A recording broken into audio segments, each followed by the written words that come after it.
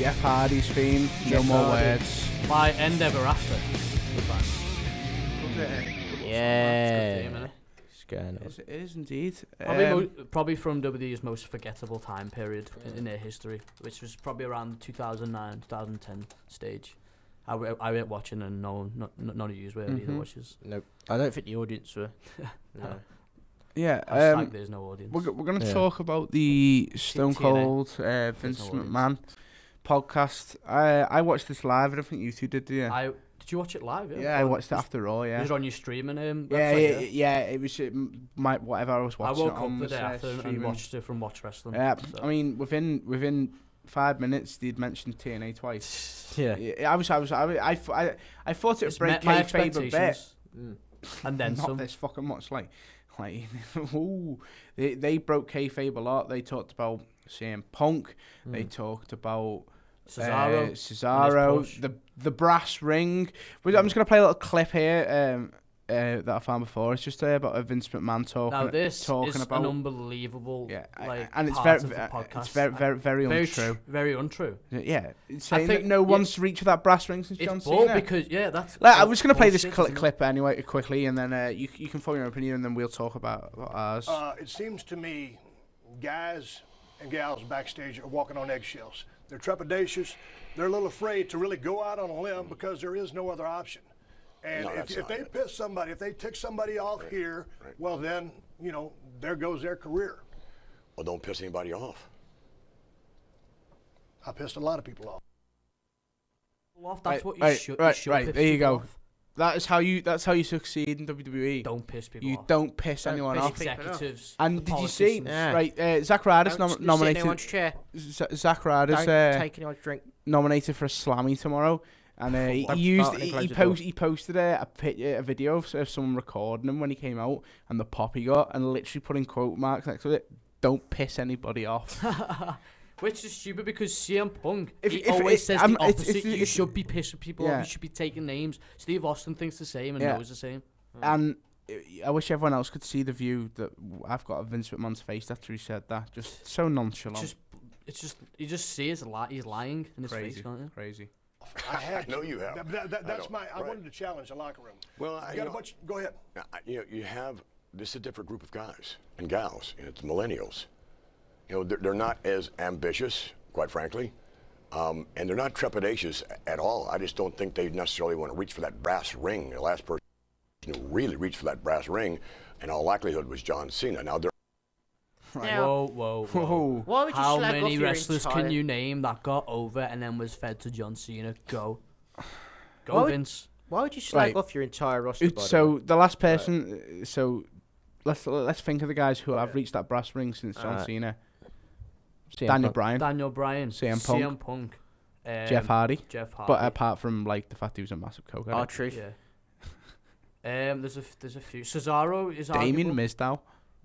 Damien Sandow. Damien Sandow put up with so much gunk before he got this crap gimmick that he's got now that it's only good because he made it. Play it well, yeah. And every week he was going out and for about 6 months I was watching him out every week on Raw going out and losing. Anyone that can't and look how over he is now.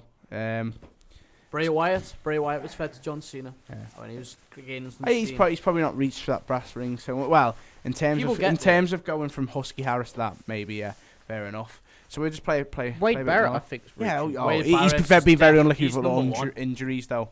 No, but at the start of his run, man, he could have went straight to main event and not for the whole. He was in the last aftermath of the Nexus storyline and what happened there. He was in Elimination Chamber. He did really well in it. Yeah, he beat John Cena. Wasn't it Survivor Series where he did what Ziggler did, or was Cena did what Ziggler did? I can't remember. Anyway, we'll play some more of this. Up now, who definitely want to reach for it.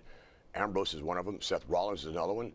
Roman Reigns is another one. Bray's another one. So I think you've got some people here who are chomping at the bit to make a difference. But when you're walking around, backstage, you don't hear as much, camaraderie perhaps and laughter as in your era. Shenanigans. But then again, there's some other things that they do. But you just said this locker room wasn't as ambitious as the one I was in. I would suggest that's correct. Why is that? It's a different. Again, I said it's millennials. It's a different point of view. Well, if you reach for that brass ring and you fall on your butt, no one wants to fail. And there's this feeling that, this insecurity that if you fail, you're, Fed to John Cena. Yeah, another two is Umaga and Sheamus. There's another two who. Yeah. Umaga definitely. Umaga was a killer. You know why? The reason I can tell you Umaga was killer heel because I hated him. I hated him so much, like that. When he died, I thought it was a storyline. And I was happy. Like, I legit thought it was a storyline. And I was happy, but then I realized it wasn't. A bit heavy. You could say. I mean, the only one 5 years ago, that by the way. The only one maybe who's benefited from a Cena feud is Edge, but even then, he didn't go over much against Cena. CM Punk did. I think CM Punk's feud with John Cena was very well done. But did he ever actually win a match clean? That's what I'm trying to say. Who's Cena, like, who is close to it and doesn't get pro over clean? Who's the last person to beat Cena clean? Brock, yeah. Before that, clean, proper clean. Clean, pay-per-view, clean finish. It's very, very hard. Probably Triple H, 2008. No, we're not just attacking John Cena, saying, Rock. The Rock. Yeah, well, we're not just attacking John Cena, saying it's his fault. People aren't getting to stardom. But your number one star has to put over people to make them stars. Yeah. Like, I'm pretty sure Stone Cold put like The Rock over. It's not the fact that he's not putting them over. It's the fact that he's not putting them over clean, and it's not his fault. It's definitely not his decision not to. He doesn't have creative control. It's Vince's decision to put it like, if you get beat clean, and the kids might not buy a T-shirt. Let's play the rest of this clip. You're exposed. Right. So I think that's largely pretty much what it is, because you give everybody the opportunities, you give everyone resources, which you never had. The things that we do now from a television production standpoint, social media. Oh my God, social media is huge. But if he's that rider, you don't get pushed for using it. Social media is huge. Yet the guy who uses it the best gets buried for it the most. Buried and jobbed out. Yep, pretty much. It helps talent in so many different ways. It gives them the tools that you didn't have, other people like you did not have. It's utilization of those tools that's very important for talent to use. And they do use them, but not in a way you did. He's not subscribed to this show, has he? There's so much isn't there a lot of hypocrisy within that soundbite? There's a lot of hypocrisy. Definitely. And, he's got to... He has got to... damage control what he says. I think I understand what he says a little bit. I understand. I do agree. Having not been in the locker room, from watching it as a pure standpoint of watching people go out and try the hardest to get themselves over, the locker room probably is not as. He's right in saying the locker room's probably not as. If he's comparing it, the reason why is because in Stone Cold's era, that the locker room, from like 2000 onwards, was of free companies that had come together. So to be the best then, you had to be the best out of like two. It was a lot bigger, wasn't it? The 150, roster? I'd say. Yeah, because both shows were as important. Now there's less of a sort of desire, because even if you push really, really hard, you'll probably still be second to John Cena, as CM Punk found out. Yeah, that's the Daniel problem. Bryan's probably finding out now. I think the first one that might dislodge him will be Dean Ambrose, because he's a product of the WWE. So they feel inclined. They made him, but he also made his talent and his abilities on the independent scene. He's got the experience more than anyone else in that locker room. Yeah, it's.